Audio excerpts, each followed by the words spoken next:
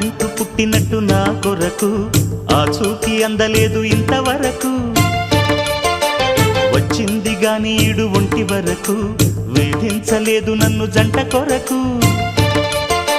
చూశాక ఒక్కసారి ఇంత వెలుగు నా వంక రాను అంది కంటి కునుకు ఈ అల్లరి గారడి నీలీల అనుకోనా